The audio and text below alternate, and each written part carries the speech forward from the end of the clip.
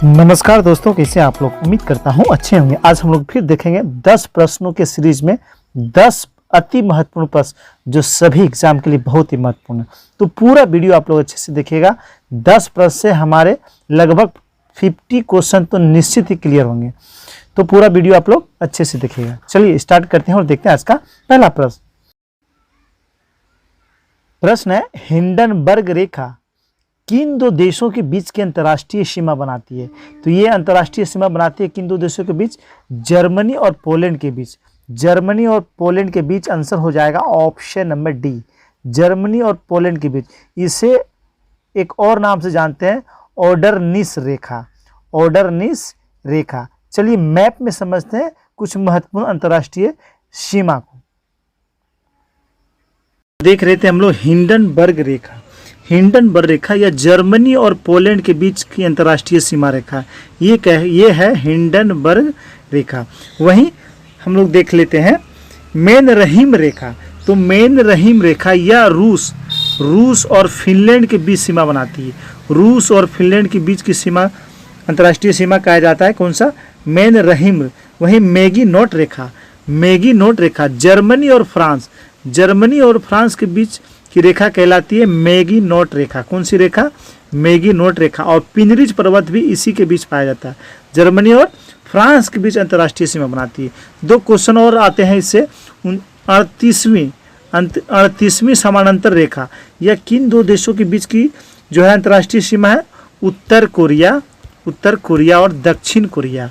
उत्तर Korea और दक्षिण Korea. वहीं 49वीं डिग्री समानांतर रेखा या अमेरिका और कनाडा के बीच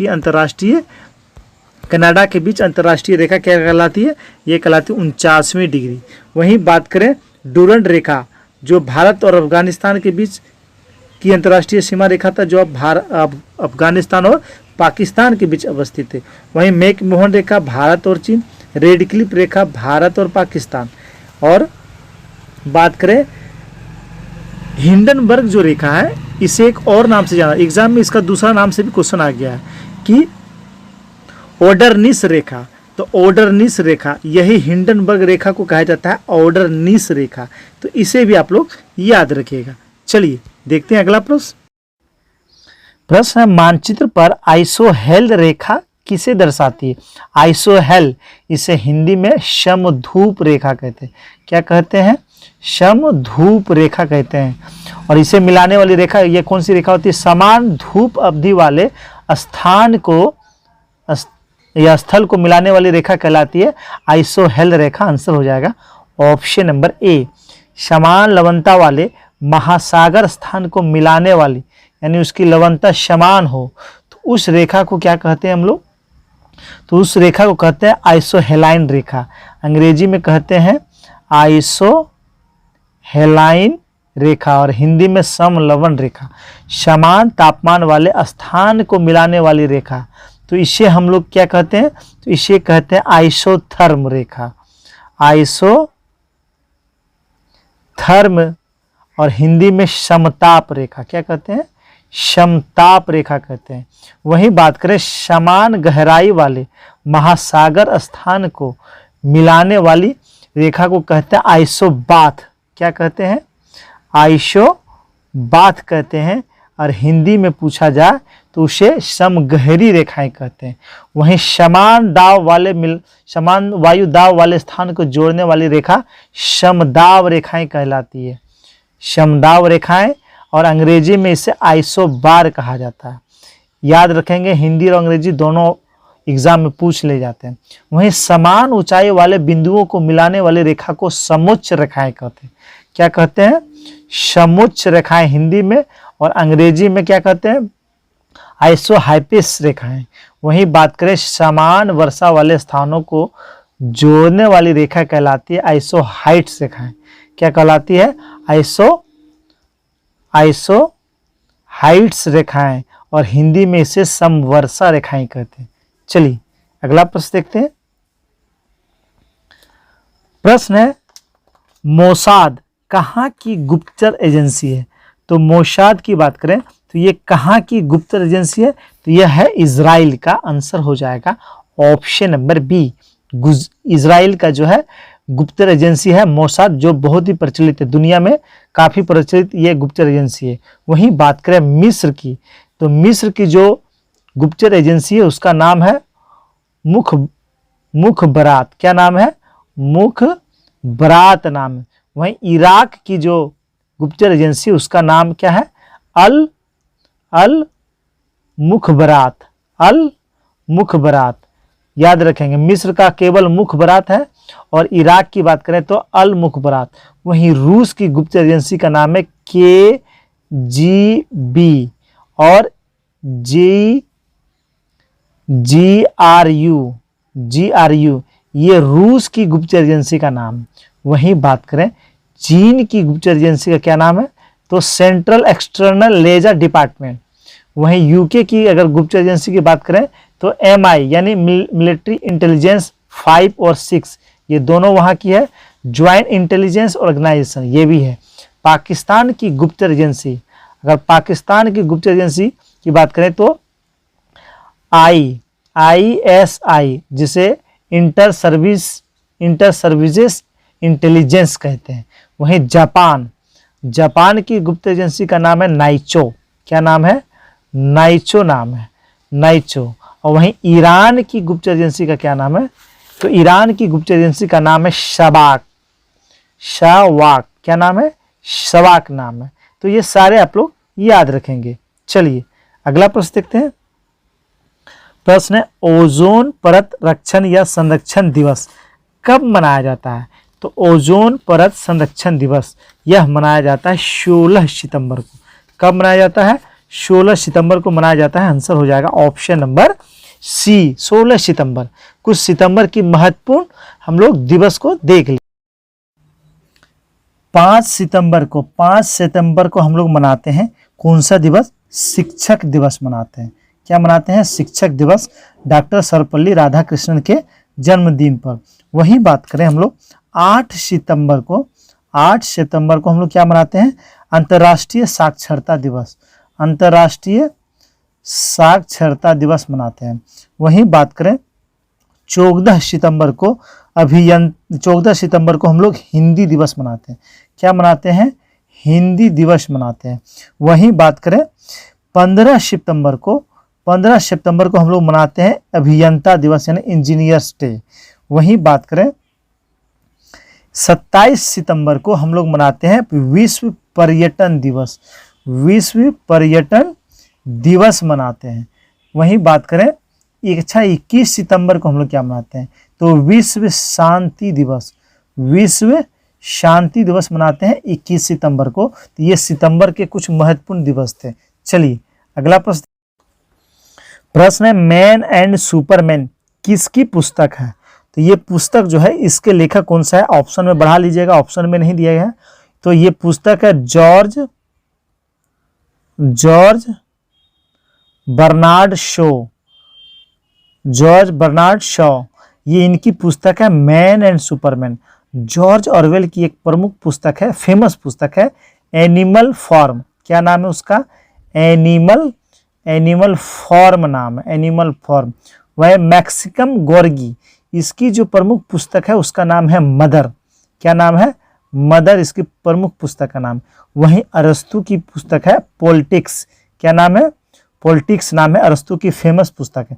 अच्छा, एक और एग्जाम में अक्सर पूछा हुआ क्वेश्चन है E.M. फोस्टर की जो प्रमुख पुस्तक है इसके बारे में पूछते। A passage to India, a passage to India, ये किसकी पुस्तक है? E.M. फोस्टर की। अच्छा, वार एंड पीस, ये किसकी प्रमुख पुस्तक है? लियो टॉल्स्टॉय की प्रमुख पुस्तक है। चलिए देखते हैं अगला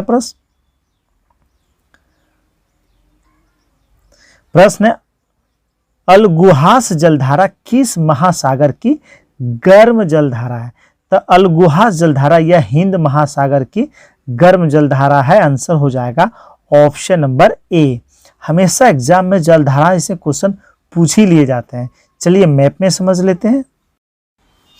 तो मैप में देखते हैं, जो हमारा पीला कलर से डिनोट किया गया है यह गर्म जलधारा है।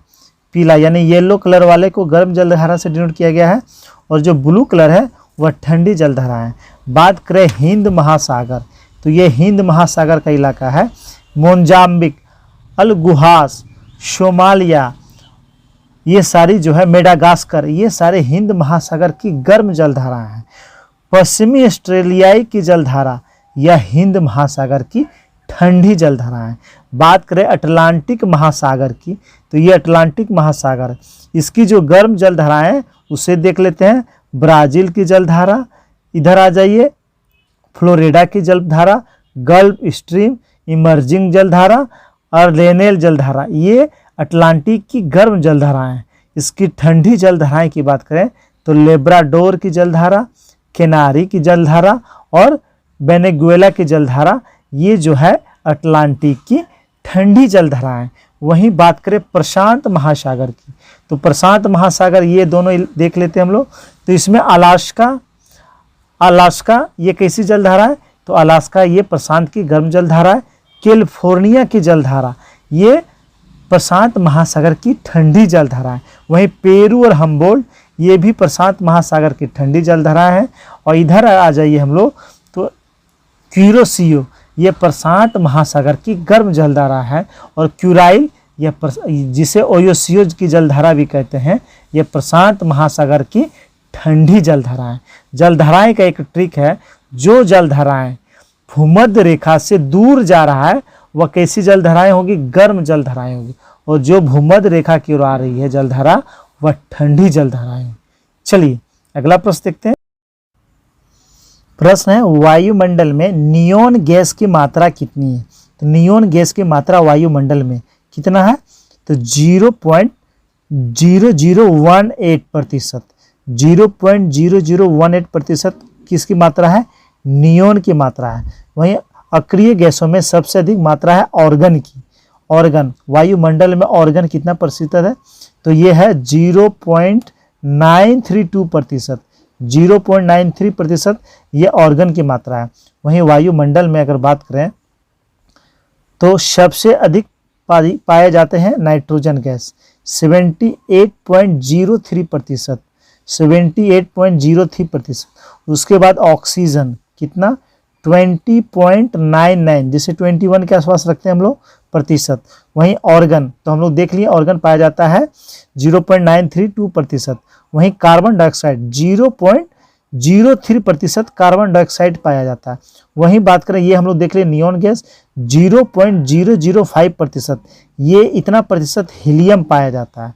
और जेनन कितना प्रतिशत पाया जाता है, तो 0.00 यानी 50,00087% ये पाया जाता है जेनन गैस। अच्छा आप लोग बताएं, वायुमंडल में रेडोन गैस कितना पाया जाता है, तो यह वायुमंडल में नहीं पाया जाता है। चलिए देखते हैं। लीची का खाने योग्य भाग है, तो लीची का खाने योग्य भाग क्या कहलाता है, एरिल कहलाता है। आंसर हो जाएगा ऑप्शन नंबर डी, एरिल। क्या कहलाता है, एरिल कहलाता है।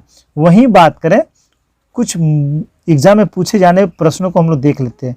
बीज पत्र, तो सिंघाड़ा जो फल, पानी फल जिसे कहते हैं, ये खाया जाता है बीज पत्र। क्या खाया जाता है, बीज पत्र। चना का भी हम लोग क्या खाते हैं, बीज पत्र खाते हैं। वहीं बात करें भ्रूण पोष, तो गेहूं और मक्का का खाने वाला भाग है भ्रूण पोष। और नारियल का खाने योग्य भाग है भ्रूण पोष। वहीं मध्य फल भित्ति, इमली का खाने योग्य भाग होता है मल फल भित्ति। वहीं पपीता का खाने योग्य भाग कहलाता है, क्या खाते हैं हम लोग, मध्य फल भित्ति। क्या कहलाते हैं, मध्य फल भित्ति। अच्छा फल भित्ति, तो अंगूर, फल भित्ति की अगर बात करें, फल भित्ति, तो फल भित्ति, अंगूर का खाने योग्य भाग है फल भित्ति। क्या है, फल भित्ति है। और टमाटर, तो टमाटर का खाने योग्य भाग है फल भित्ति एवं बीजा आसन। चलिए देखते हैं अगला प्रश्न है, पेशी ऊतक के कितने वर्ग होते हैं। तो पेशी ऊतक 3 वर्ग में होते, कौन कौन, तो ये देख लेते हैं 3 वर्ग। कितना होगा आंसर, ऑप्शन नंबर बी 3 वर्ग। अरेखिक पेशी, दूसरा है रेखित पेशी, कौन सा, रेखित पेशी। और तीसरा है हृदय पेशी, कौन सा, हृदय पेशी। अच्छा, जब उत्तक की बात आई है तो पहले उत्तक समझ लेते हैं। तो वैसी कोशिकाओं के समूह जिनकी उत्पत्ति, बनावट तथा कार्य समान हो, उत्तक कहलाते हैं। उत्तक कितने प्रकार के होते हैं? तो जंतुओं में उत्तक 4 प्रकार के होते हैं। कौन कौन? उपकला उत्तक, दूसरा संयोजी उत्तक, तीसरा पेशी उत्तक, चौथा तंत्रिका उत्तक। चौथा तंत्रिका उत्तक। उपकला उत्तक बाहरी त्वचा, ग्रसिका, कंठ, अमाशय, आंत, ग्रसनी आदि की सतह पे पाया जाता है। संयोजी उत्तक रुधिर यानी ब्लड में कौन से उत्तक पाया जाता है? तो संयोजी उत्तक पाया जाता है। वहीं पेशी उत्तक की अगर बात करें तो शरीर और खोखलों का मांस इन उत्तकों द्वारा बनता है। किनके द्वारा? पेशी उत्तक के द्वारा। और ये पेशी उत्तक जो है 3 कैटेगरी में रखा गया। वहीं तंत्रिका उत्तक, तो तंत्रिका उत्तक तंत्रिका तंत्र की संरचनात्मक तथा क्रियात्मक इकाई है। वहीं कहते हैं तंत्रिका कोशिकाएं एक विशेष प्रकार के संयोजी उत्तक से सटे रहते हैं, जिसे न्यूरोगिलिया कहते हैं। क्या कहते हैं? न्यूरोगिलिया कहते हैं। चलिए देखते हैं आज का अंतिम प्रश्न है, हृदय के सिकुड़ने को क्या कहा जाता है? तो हृदय सिकुड़ता और फैलता है, तो सिकुड़ने की जो प्रवृत्ति है वह क्या कहलाती है? तो वह कहलाती सिस्टोल कहलाता है। क्या कहलाता है? सिस्टोल। हृदय की सिकुड़ने की प्रकृति कहलाती है क्या? सिस्टोल कहलाती है। और फैलने की जो प्रवृत्ति होती है वह डायस्टोल कहलाता है। क्या कहलाता है? डायस्टोल कहलाता है। तो सिकुड़ने को हम लोग कहते हैं सिस्टोल और फैलने को कहते हैं डायस्टोल। तो इसका आंसर हो जाएगा ऑप्शन नंबर ए। और इसी दोनों के सम्मिलित रूप को हम लोग क्या कहते हैं? हार्ट बीट यानी धड़कन। क्या कहते हैं? हार्ट बीट कहते हैं। अच्छा, लब और डब 2 प्रकार का साउंड है, लब और डब। लब जो है यह ध्वनि है। यह ध्वनि अलिंद तथा नीले के बीच कपाट बंद होने से उत्पन्न होता है। और डब जो है यह अर्धचंद्राकार कपाट बंद होने से उत्पन्न होता है। वहीं बात करें हृदय की, अगर बात करें तो हृदय जिसका वजन कितना होता है? लगभग 300 ग्राम। कितना होता है? 300 ग्राम। मनुष्य में हृदय जो है 4 कोष्ठीय पाया जाता है। चलिए मैप में देख लेते हैं एक बार हृदय।